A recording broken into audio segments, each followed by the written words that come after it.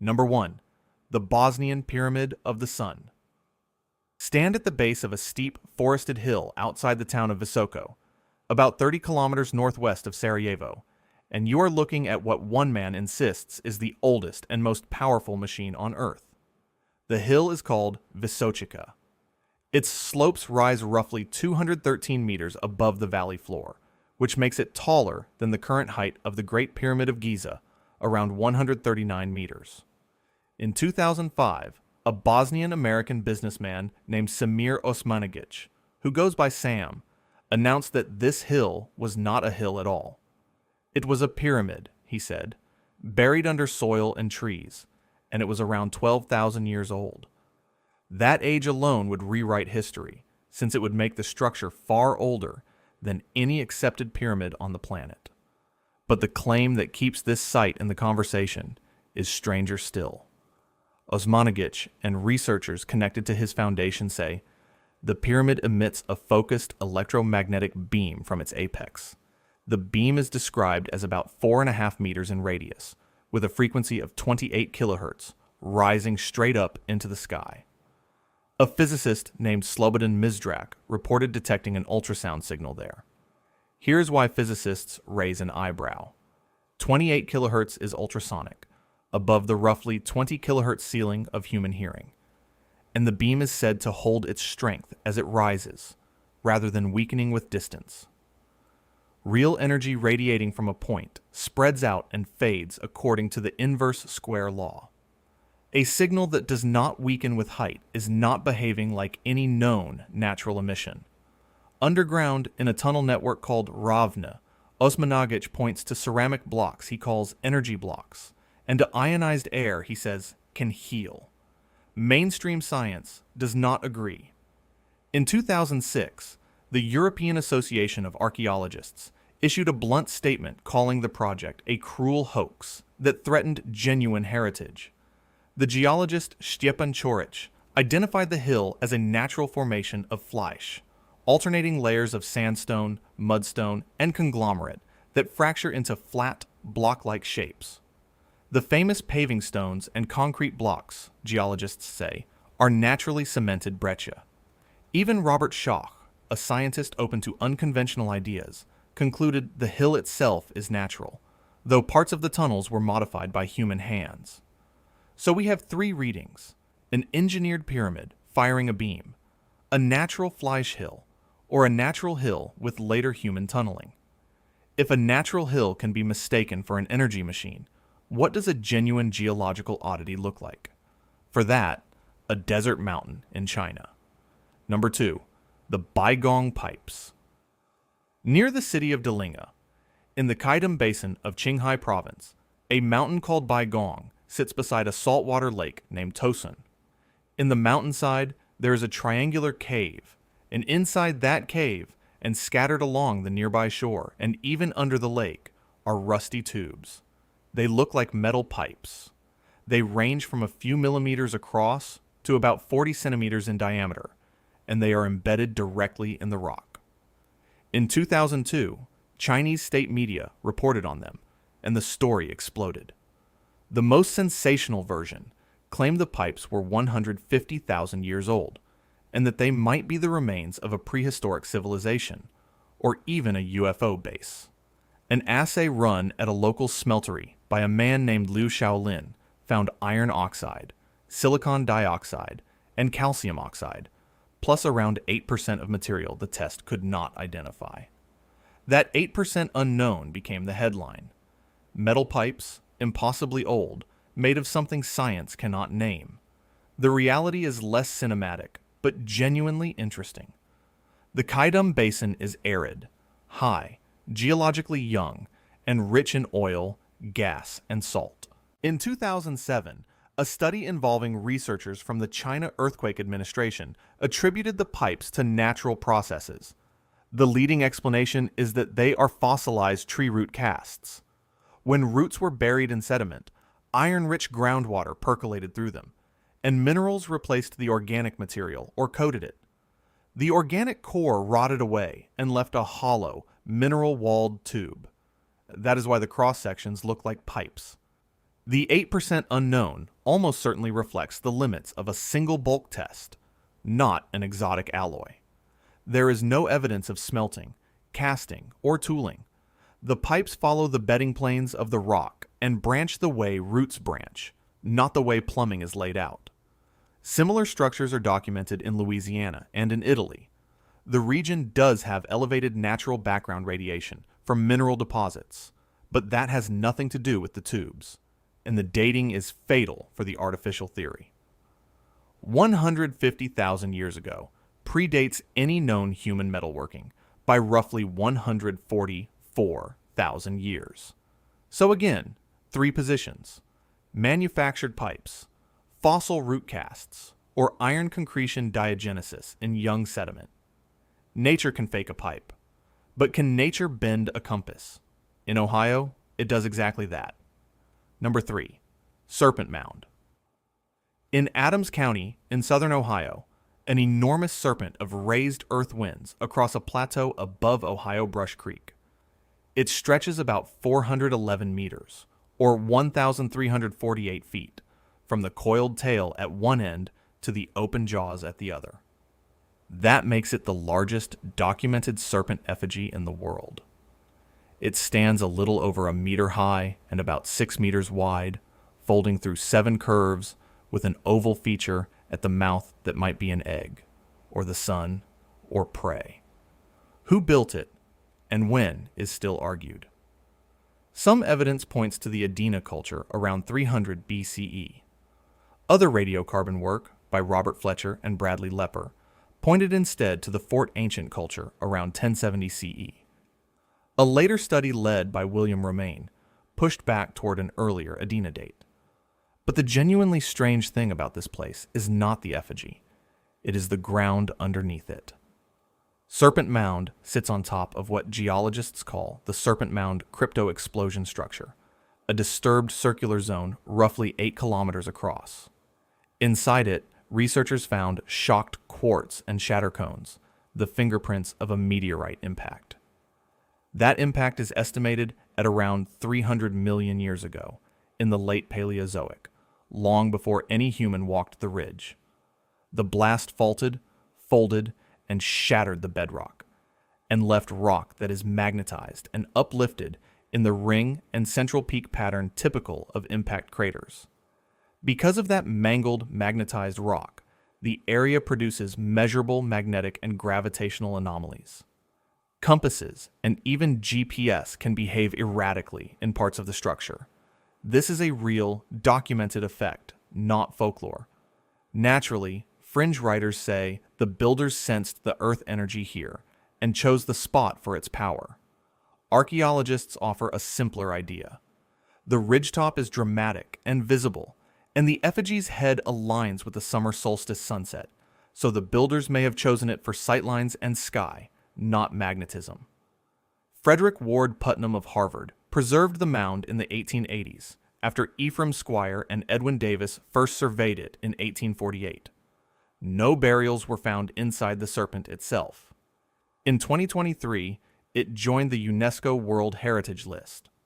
So the theories split 3 ways. Maybe the builders detected the anomaly, maybe they simply picked a striking landform, or maybe it is pure coincidence of geology and monument sharing one hill. Here the energy is passive, locked in the rock. Next, a temple that generated energy on purpose. Number 4, Chavín de Huántar. High in the Peruvian Andes, at about 3,180 meters, where 2 rivers meet, stands a temple built to take control of the human nervous system. This is Chavín de Huántar, the heart of the Chavín culture, which flourished from about 1200 to 500 BCE. That is roughly 2,000 years before the Inca. From the outside, it is a mass of dressed stone arranged in a U-shape around sunken plazas. Inside, it is a labyrinth of narrow galleries, ventilation ducts, and water channels. The archaeologist John Rick of Stanford spent years excavating here, and the acoustic researcher Miriam Kohler studied how the place handles sound. In 2001, excavators found 20 conch shell trumpets, made from the shell of Strombus galeatus, and known as pututus. They are around 2,000 years old, and they still work. Blown today, they produce a loud, penetrating tone near 272 hertz. Now put that sound inside the galleries. Kohler's experiments showed that the architecture scatters the trumpet blast so that a listener cannot tell where it is coming from. The sound seems to have no source. Add the water channels, which could be flooded to send a low roar through the stone, and add near total darkness, and you have a machine for disorientation. Deep inside sits the lanzon, a 4.5-meter granite monolith carved with a fanged deity, placed at the crossing of the galleries. The carvings at Chavín depict the San Pedro cactus, a source of psychoactive compounds. So the likely ritual combined a drug, engineered sound, and darkness, all aimed at overwhelming an initiate's senses. Julio C. Tello, often called the father of Peruvian archaeology, excavated here in the early 20th century and argued Chavín was a mother culture of the Andes. The ducts were cut with specific shapes and bends that channel both airflow and sound, and 272 hertz sits close to how some galleries resonate, which hints at deliberate tuning between the instrument and the building. The site became a UNESCO World Heritage Site in 1985. So how do we read it? The popular view calls it an unexplained force. Kohler's measurements call it engineered psychoacoustics, and archaeology calls it a designed synergy of sound, substance, and darkness. Engineered sound is one kind of power. But what happened when researchers pointed Geiger counters at a ring of English stones? Number 5. The Rollright Stones. On the border between Oxfordshire and Warwickshire stand 3 monuments known together as the Rollright Stones. There is a circle called the King's Men, about 33 meters across, dating to the late Neolithic and early Bronze Age, roughly 2500 to 2000 BCE. There is an older burial chamber called the Whispering Knights, from around 3800 to 3500 BCE. And there is a lone standing stone called the King's Stone, from about 1500 BCE. This site is special for one reason. It is one of the few places where people actually aim scientific instruments at Earth energy folklore. Starting around 1977, a citizen science effort called the Dragon Project set out to test claims that megalithic sites carry strange energies. At Rollright, volunteers used Geiger counters, magnetometers, and ultrasonic detectors. Some reported pulses of ultrasound near dawn coming from certain stones, and fluctuating radiation readings. The journalist and researcher Paul Devereux documented these results, and he was honest that they were ambiguous and never reliably replicated. Skeptics have plain explanations. The local limestone contains trace radioactive minerals, and radon gas can pool around stone features, which would nudge a Geiger counter. Cosmic ray flux and background radiation naturally vary through the day and across seasons. Ultrasonic blips can come from insects, birds, wind moving across rough stone, or from the instruments themselves. None of the readings held up as a reproducible, above-background signal. The folklore is older than any of this. Legend says the stones are a king, and his army turned to stone by a witch, and that no one can count the stones twice and reach the same number. The gnarled, pitted surfaces of the weathered limestone help the supernatural reputation grow. Today, the site draws modern pagans and dowsers who trace energy lines within the circle, though those lines fail double-blind testing every time someone runs it properly. The archaeologist George Lambrick carried out a definitive survey for English Heritage in the 1980s, grounding the site firmly in the Neolithic and Bronze Age. So the 3 readings are clear. The Dragon Project asked whether there was genuine Earth energy. Skeptics answer with radon and natural radiation variation, and the most likely verdict is measurement artifact. England's stones stayed ambiguous. France's stones carry a bolder claim, one about the rock itself. Number 6. The Carnac Stones. Near the village of Carnac in Brittany, More than 3,000 standing stones march across the landscape in long, roughly parallel rows. The main alignments, called Menek, Kermario, and Kurlesken, run for about 4 kilometers, and they were raised between roughly 4,500 and 3,300 BCE. That makes them older than Stonehenge, and older than the Egyptian pyramids. The stones are mostly local granite, rich in quartz, and some weigh many tons. A nearby giant, the now fallen Grand Menhir Brise, stood about 20 meters tall and weighed around 330 tons. Local folklore says the stones are Roman soldiers turned to stone by a pope named Cornelius. The modern energy claim is more specific, and it hangs on the quartz. Quartz is piezoelectric, meaning it produces a small electric charge when it is squeezed or stressed. This is real physics, discovered by the brothers Jacques and Pierre Curie in 1880. From that fact, some writers leap to the idea that the builders placed quartz-rich stones on faults or water veins to harness telluric currents. The trouble is that piezoelectricity only produces a charge under active mechanical stress, and only a tiny one. It does not create a standing energy field humming around a rock. There is no evidence the builders could detect, let alone use, such an effect. Dowsers still report energy lines over the granite bedrock, but instruments do not find them. What is real is the astronomy. Alexander Thom studied the alignments in the 1970s and argued that some stones mark extreme positions of the moon, and he proposed a repeating unit he called the megalithic yard, a little over 4/5 of a meter, which remains debated.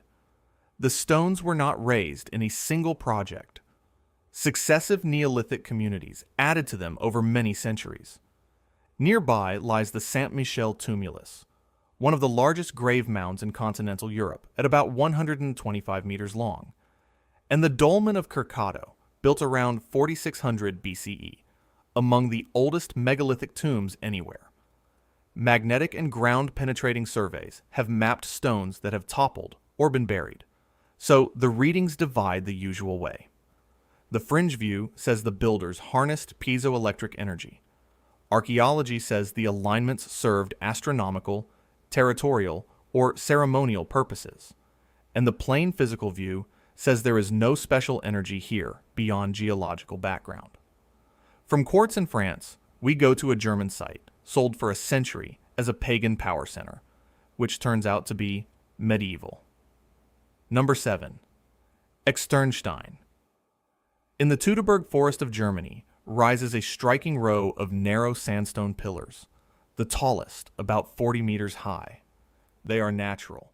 The stone is Osning sandstone, and the whole bed was tilted almost vertical long ago by the same tectonic forces that raised the Alps, leaving these dramatic fins of rock.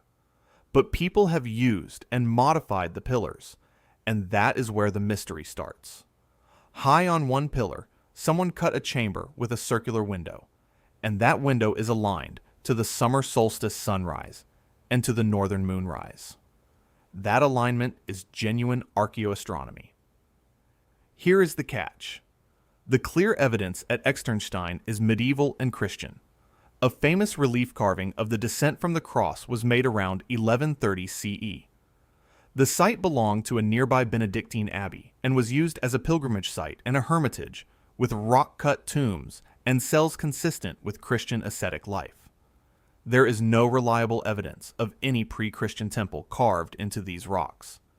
Yet in the 19th and 20th centuries, nationalist and mystical writers reimagined Externsteine as an ancient Germanic solar sanctuary.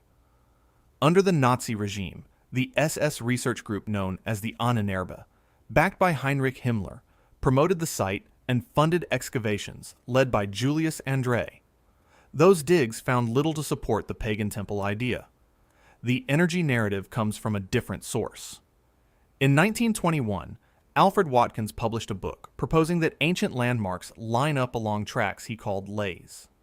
Later writers turned those alignments into channels of Earth energy. The problem is that ley line energy has no basis in physics and fails every controlled test. Dowsers report vortices at Externsteine, but no instrument detects a reproducible field. Natural cavities in the porous, weathered sandstone have been mythologized as ritual features. The solstice window, on the other hand, is completely real, and each June a crowd gathers to watch the light strike it. So the three readings are stark: a prehistoric energy sanctuary, a medieval Christian site, or a natural sandstone remnant reinterpreted by wishful thinking. At Externsteine, the energy is myth. But at Delphi, an energy rising from the earth turned out to be real chemistry. Number 8. The Oracle of Delphi. On the slopes of Mount Parnassus in central Greece sat the most important oracle of the ancient world, sacred to Apollo. For more than 1,000 years, from around the 8th century BCE into the 4th century CE, a priestess called the Pythia delivered prophecies here. Ancient writers, including Plutarch, who actually served as a priest at Delphi, described a sweet-smelling vapor, a pneuma, rising from a chasm beneath the temple. Breathing it, the Pythia fell into a trance and spoke for the god. For most of the 20th century, scholars dismissed this as fantasy. Early French excavators dug at the site in the early 1900s and found no dramatic chasm, so the vapor was written off as a story. Then, a team from several disciplines reopened the case around the year 2000. The geologist Jelle Zeilinga de Boer, the archaeologist John Hale, the chemist Geoffrey Chanton, and the toxicologist Henry Spiller worked together to test the ancient claim.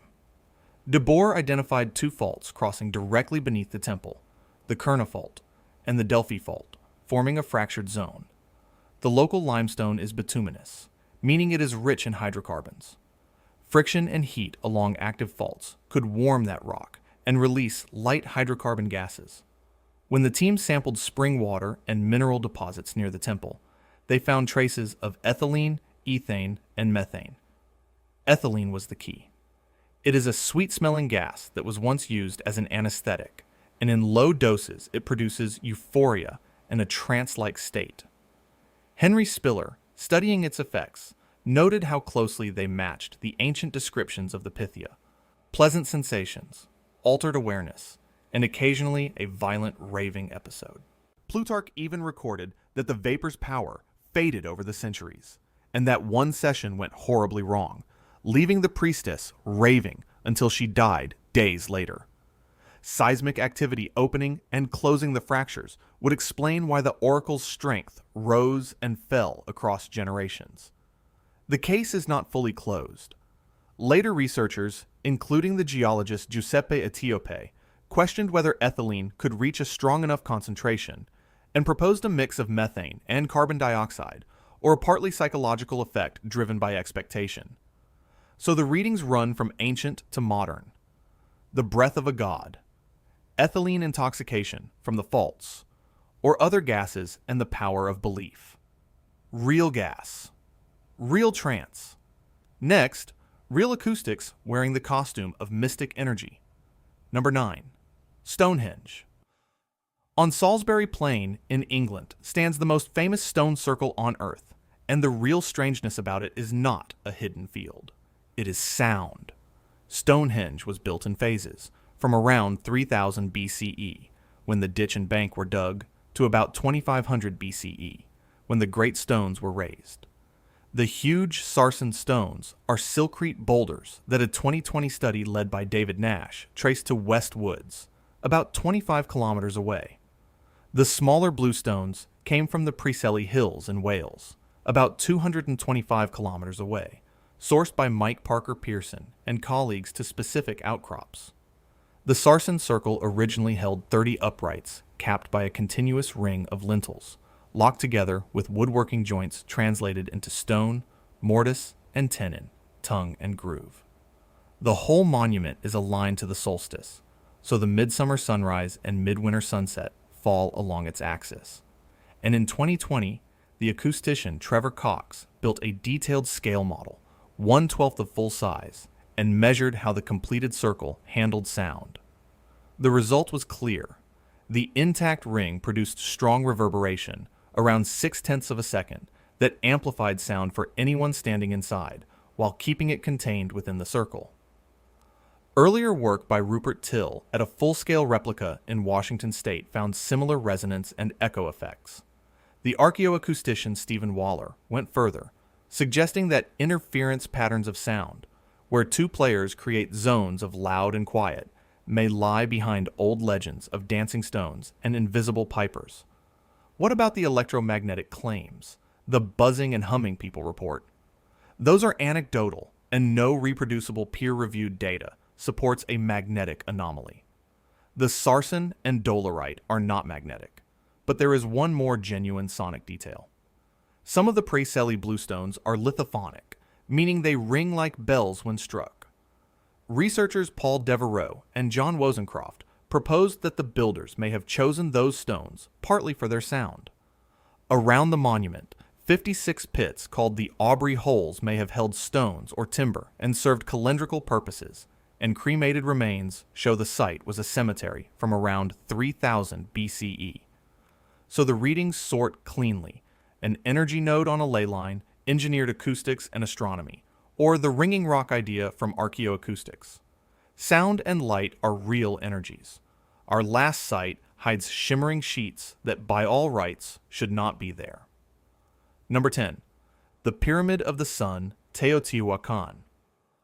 About 40 kilometers northeast of Mexico City lies the ruined city of Teotihuacan, and at its center rises the Pyramid of the Sun, one of the largest structures in the Americas. It stands about 65 meters tall on a base of roughly 220 by 230 meters, and it was built around 100 to 200 CE. At its height, the city may have held between 100,000 and 200,000 people, making it one of the largest cities in the world at the time. We do not know what language its builders spoke. The Aztecs, who came much later, named it the place where the gods were created. The strange energy story here centers on mica. Mica is a silicate mineral, and it happens to be an excellent electrical and thermal insulator that can also block certain radiation. Inside and near the Pyramid of the Sun, excavators found sheets of it, including 2 thick layers uncovered in early 20th century work connected to figures like Leopold Batres. Some analyses claimed the mica came from as far away as Brazil, more than 3,000 kilometers distant, which would mean the builders went to extraordinary lengths to get it. That is where the speculation takes off. Fringe theorists argue the mica was insulation, or a capacitor, or radiation shielding for some lost technology. But there is a problem. No wiring, no apparatus, no mechanism of any kind has ever been found that would make the mica part of a working device. Mainstream archaeology points out that mica was widely used across Mesoamerica for decoration and symbolism. It shimmers, and that shine was associated with water and the divine, which is reason enough to prize it. There are genuinely remarkable things about this pyramid that need no lost technology. It was built over a natural lava tube cave that ends in a 4-chambered cloverleaf, discovered in the 1970s and almost certainly considered a sacred place of emergence. The city is laid out on a precise grid, oriented about 15.5 degrees east of north, tied to astronomical events and the surrounding mountains. Excavators like Saburo Sugiyama and Ruben Cabrera found sacrificial burials that reveal the pyramid's ritual role. Leopold Batres also heavily restored the pyramid around 1905 to 1910 and may have altered its true profile. The city itself was burned around 550 to 650 CE, and its collapse is still debated. So, the readings follow the pattern one last time. The mica as a technological component, as a prized ritual and decorative material, or as symbolic shimmer with no energy function at all. 10 sites, and a pattern keeps repeating. Look back across the 10, and they arrange themselves on a spectrum. At one end sits documented geology, like the magnetized impact rock beneath Serpent Mound, where the anomaly is real and measurable. At the other end sits pure myth, like the ley line energy of Externsteine, which no instrument has ever detected. Sorting them is the whole game. On the measurable side, we have impact crater magnetism, the fault gases of Delphi, and the engineered acoustics of Chavín and Stonehenge. On the untestable side, we have dowsing lines, ley energy, and a 28 kilohertz beam that ignores the inverse square law. That law is a handy tool. Real energy from a point source spreads out and weakens with distance. Any claim of a beam that stays just as strong the higher you go should make you suspicious. Many of the effects that feel strange at these sites are ordinary physics wearing a costume. Ultrasound and infrasound are inaudible but real. Piezoelectricity in quartz is genuine, but tiny. Lithophonic rocks really do ring. Resonance really does amplify sound inside a stone ring. None of these is supernatural. The false anomalies come from a short list of culprits. Trace radioactive minerals in stone, radon gas pooling in low places, cosmic rays that vary by the hour, instruments picking up interference, and always confirmation bias, the tendency to record the reading that fits the hope. The Dragon Project at Rollright is a model of honesty here, because its researchers reported ambiguous results rather than declaring victory. Delphi is the template for how this should work. An ancient supernatural claim, the breath of a god, was reduced by geology, chemistry, and toxicology to a plausible physical mechanism, gases seeping from faults. Nothing was lost in the process. The site got more interesting, not less. Acoustic archaeology has done the same for sound, turning vague talk of energy into measured reverberation times and mapped interference patterns. There is one more distinction worth holding on to. A site that channels energy is very different from a site placed near a natural anomaly. Serpent Mound does not generate its magnetism. It sits on rock shattered 300 million years ago, and whether the builders could even sense that, we do not know. Which raises the real question behind all 10 sites. What could ancient people actually detect and use?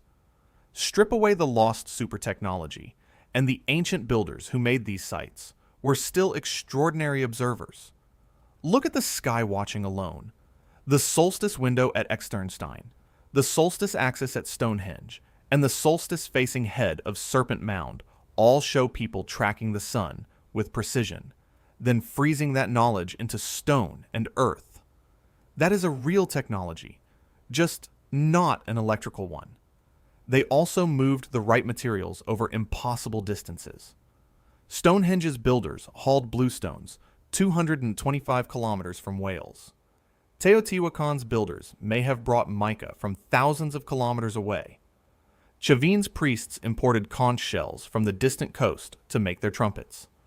These were not accidents of what lay nearby. They were deliberate choices, backed by trade networks and coordinated labor. The clearest case of genuine engineering is sound. At Chavín, ducts were cut to shape airflow and scatter the blast of a pututu, while water channels added a roar, all inside a dark labyrinth. That is intentional sensory technology. At Stonehenge, the ring shape itself boosted reverberation, and some bluestones may have been chosen because they ring. The builders were engineering experience, controlling what a person would hear, see, and feel. You can even see the learning curve. Simple standing stones came first. Then came the astonishing step at Stonehenge of borrowing woodworking joints, mortise, and tenon, and cutting them into 30-ton sarsens to lock a lintel ring in place. That is a builder thinking through a problem across generations. And they wrapped all of it in meaning. Shimmering mica stood for water and the divine. Gases from the earth at Delphi were the breath of Apollo. Sound with no visible source was the voice of a god. The genius was not a hidden power source. It was the ability to read the earth and the sky and turn what they found into awe, which is exactly what modern instruments are now measuring. The tools we point at these sites today are what separate a mystery from a fantasy. Magnetometers and gravimeters have mapped the impact structure beneath Serpent Mound, turning talk of Earth energy into a contour map of shattered rock. Geochemical fingerprinting let David Nash match Stonehenge's sarsens to West Woods in 2020, and let Mike Parker Pearson trace the bluestones to precise Welsh outcrops. These are detective methods, reading a stone's chemistry like a signature. Sound gets the same treatment. Trevor Cox built a scale model of Stonehenge and measured its reverberation. Miriam Kohler recorded and modeled the acoustics of Chavin's galleries in 3 dimensions. At Delphi, Jeffrey Chanton sampled water and travertine for dissolved gases, testing an ancient story against a mass spectrometer. Ground-penetrating radar and magnetic survey have mapped toppled and buried stones at Carnac and revealed an entire hidden landscape around Stonehenge.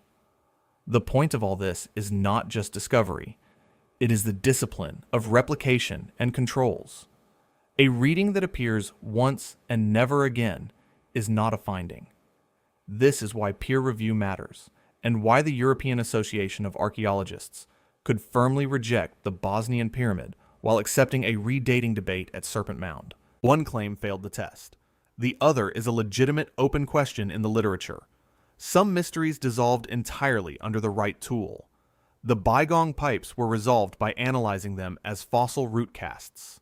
The impact origin of the Serpent Mound structure was confirmed by finding shocked quartz and shatter cones, features that only form under the pressure of a cosmic impact. The Pythia's trance was reconstructed by a toxicologist reading ancient symptoms against the known effects of ethylene. And the work never really stops. Radiocarbon dates get revised, as they did at Serpent Mound when William Romaine challenged the earlier Fort Ancient date. LiDAR and remote sensing keep revealing new detail. Every decade, the territory labeled unexplained gets a little smaller, because the instruments get a little better. But some questions genuinely remain open, and honesty means naming them. For all the progress, plenty is still unresolved, and pretending otherwise would be its own kind of pseudoscience. Serpent Mound's true construction date is still debated, Edina or Fort Ancient, and we do not know whether its builders had any idea they were standing on a buried impact scar. At Delphi, the exact cocktail of gases, and whether it was potent enough to cause the trance is still argued, ethylene versus a mix of methane and carbon dioxide. At Chavín, we cannot yet say for certain whether the galleries were deliberately tuned to the 272 Hz tone of the pututu, or whether that near match is a lucky accident. At Stonehenge, the full method of moving bluestones from Wales is not settled, and it is genuinely unclear whether the ring's fine acoustics were an intended design or a byproduct of building a circle. And the mica inside the Pyramid of the Sun still has no agreed source or purpose, just as the identity and language of Teotihuacan's builders remain unknown. Other questions sit further from resolution. The precise function of the Carnac alignments is uncertain. The reality of Alexander Thom's megalithic yard is still contested, real standard or statistical illusion. The purpose of Stonehenge's Aubrey holes is not fully understood, and the cause of Teotihuacan's collapse, whether revolt, drought, or outside pressure, is still an open case. There is also a subtler frontier. We know infrasound, sound too low to hear, can affect human mood and even produce feelings of unease or presence. It is fair to ask how much of the strange experience people report at these sites comes from real acoustic or gas effects on the body, and how much comes from expectation. Folklore may even preserve genuine ancient knowledge of these effects, dressed as legend.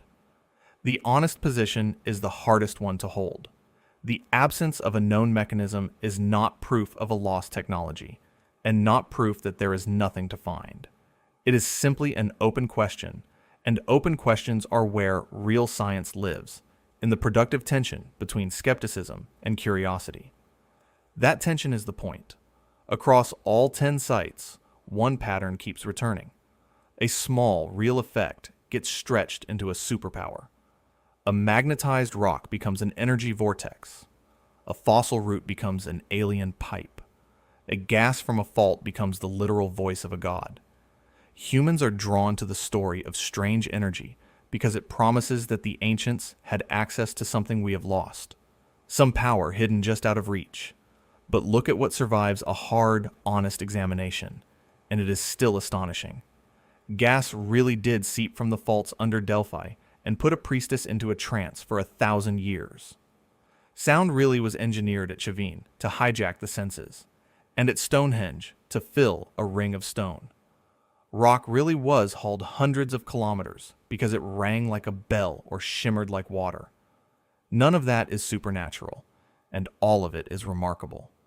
The ancient builders were not lost engineers of electricity. They were something arguably more impressive. Patient observers who could read the sun, the stone, the gas, and the sound, and who could turn what they found into places that still stop us in our tracks. A mystery, unlike the supernatural, invites you in and rewards a closer look. So when you hear that scientists cannot explain the energy at some ancient site, treat it as an invitation rather than a wall. Stand where the Pythia sat above the fractured rock.